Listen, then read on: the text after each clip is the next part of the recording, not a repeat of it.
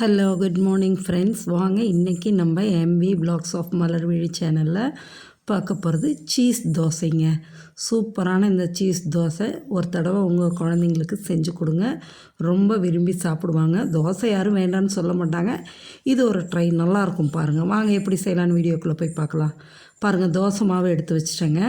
ஒரு தக்காளி பொடியாக நறுக்கி வச்சுருக்கேன், 2 பெரிய வெங்காயம் நறுக்கி வச்சுருக்கேன், கேரட் துருவி வச்சுருக்கேன், கொத்தமல்லி தழை பொடியாக நறுக்கி வச்சுருக்கேன் கழுவிட்டு. இதெல்லாம் ரெடியாக இருக்குங்க. இப்போ தோசைக்கல் வச்சு நல்லா காஞ்சதும் மெலீஸாக தோசை ஊற்றுங்க. நல்லா பேப்பர் மாதிரி ஊற்றணுங்க. தோசைக்கல் நல்லா சூடாக இருந்தால் தான் இந்தளவு மெலீஸாக இழுத்து ஊற்றிட்டு உடனே சிம்மில் வச்சுருங்க. ஃபுல்லாக தீயை குறைச்சிட்டு வெங்காயம் எந்த அளவு போடுறோமோ எல்லாம் டேஸ்ட் நல்லாயிருக்குங்க. நிறைய வெங்காயம், நறுக்கின வெங்காயத்தை போடுங்க, பெரிய வெங்காயம் தான். அதே போல் கேரட்டும் நிறைய எடுத்து போடுங்க. துருவின கேரட்டு நிறைய போட்டுருங்க. தக்காளியும் பொடியாக நறுக்கின தக்காளியும் எடுத்து உதுத்து விட்டு போடுங்க. இதையும் போட்டுட்டு கொத்தமல்லி தழை பொடியாக நறுக்கி வச்சுருக்கோம் இல்லைங்களா, அதையும் எடுத்து போடுங்க. நம்ம போடுற இதெல்லாம் நிறைய போடும்போது ஒரு தோசை சாப்பிட்டாலும் அவ்வளோ ஹெல்த்தியாக இருக்கும், உடம்புக்கும் ரொம்ப நல்லதுங்க. குழந்தைங்களும் விரும்பி சாப்பிடுவாங்க. பாருங்கள், நிறைய கொத்தமல்லி தலையும் போட்டுருங்க. போட்டுட்டு சீஸ் நிறையா இந்த இதாக பாராக வாங்கியிருந்தால் துருவி போடலாங்க. எங்கள் வீட்டில் சீஸ் ஷீட்டாக வாங்கிட்டு வந்துட்டாங்க. நீங்கள் பாராக வாங்கிட்டிங்கன்னா அதை துருவி போட்டுக்குங்க. நான் ஷீட்டாக வாங்கிட்டு வந்தங்காட்டிக்கு அதை எடுத்து அப்படியே ஒன்று ஒன்றா பீசஸாக எடுத்து அடுக்கி விடுறேங்க. அப்படியே அடுக்கி விட்டுட்டு அதுக்கப்புறமா பட்டர் போட்டுக்கலாம், இல்லாட்டி நெய், எண்ணெய் எது வேணுமோ நீங்கள் போட்டுக்கலாங்க.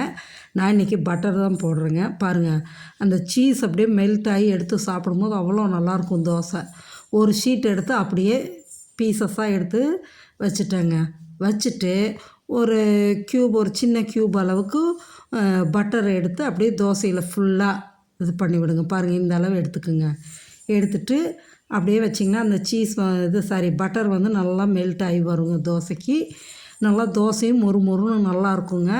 நெய் வேணால் நெய் போட்டுக்கலாம், எண்ணெய் வேணால் எண்ணெய் போட்டுக்கலாம், அது நம்மளோட ஆப்ஷனுங்க. நான் இன்றைக்கி பட்டர் தான் போட்டிருக்கேன்.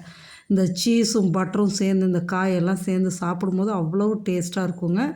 இப்போ நல்லா மொறுன்னு தோசை வெந்துருச்சுங்க. எடுத்து சாப்பிட வேண்டியது தாங்க. அப்படியே சாப்பிட்லாம். நான் இதுக்கு இன்றைக்கி என்ன பண்ணியிருக்கேன்னா சாம்பார் தான் வச்சுருக்கேங்க.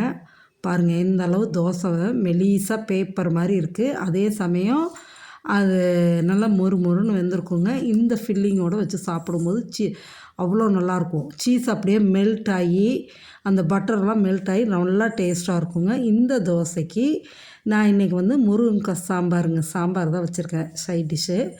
சாப்பிட்றதுக்கு ரொம்ப நல்லாயிருக்கும். ஒரு தோசை சாப்பிட்டாலும் நல்லா ஹெல்த்தியாக இருக்குங்க, ஃபுல்ஃபில்லாக இருக்கும். எந்த அளவுக்கு தோசை பேப்பர் மாதிரி இருக்குது பாருங்கள், இந்த அளவுக்கு ஊற்றினா தாங்க இதெல்லாம் டேஸ்ட்டாக இருக்கும்.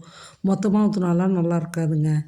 இதே போல் நம்ம அடுத்தாப்புலையும் ஊற்றி காமிக்கிறேன் பாருங்கள், இன்னும் நல்லாயிருக்குங்க. இன்னொரு தோசை ஊற்றி காமிக்கிறேன் பாருங்களேன். இதேமாரி தோசை ஊற்றும் போது ஃபுல் ஃப்ளேம் வச்சுருங்க. கல் நல்லா காஞ்சிருக்கணும்.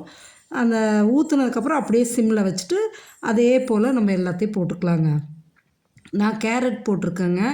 நீங்கள் முட்டைக்கோஸ் இருந்தால் கூட முட்டைக்கோஸும் போட்டுக்கலாம். முட்டைக்கோஸும் நல்லாயிருக்குங்க, கேபேஜும்.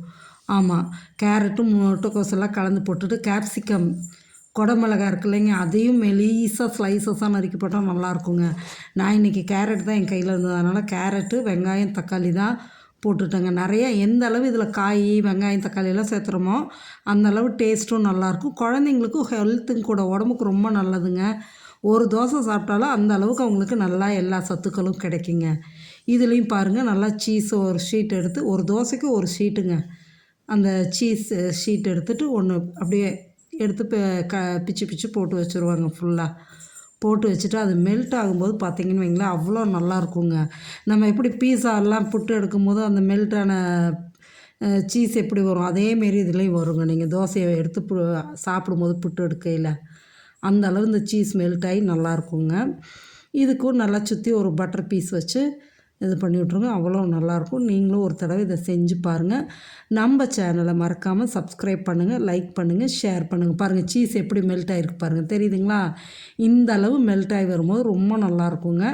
தோசையும் வெந்துருச்சு, முருகலாகிடுச்சு. அப்படியே நீங்கள் எடுத்து ஃபோல்ட் பண்ணி சாப்பிட்லாங்க. நம்ம வீடியோவை ஸ்கிப் பண்ணாமல் முழுசும் பாருங்கள். பார்த்துட்டு எப்படி இருக்குன்னு கமெண்ட் செக்ஷனில் சொல்லுங்கள். நீங்களும் ஒரு தடவை இதை ட்ரை பண்ணி பாருங்களேன். சூப்பரான இந்த சீஸ் தோசை பாருங்கள் எந்த அளவு தோசை முருகலாக இருக்குது. மெலிசாக பேப்பர் மாதிரி இருக்குல்ல, எடுத்து சாப்பிடும்போது அவ்வளோ நல்லா இருக்குங்க. மிஸ் பண்ணாமல் நீங்களும் ஒரு தடவை இதை ட்ரை பண்ணி பாருங்களேன். பார்த்துட்டு எப்படி இருக்குன்னு கமெண்ட் செக்ஷனில் சொல்லுங்கள். ஓகே ஃப்ரெண்ட்ஸ், தேங்க்ஸ் ஃபார் வாட்சிங்.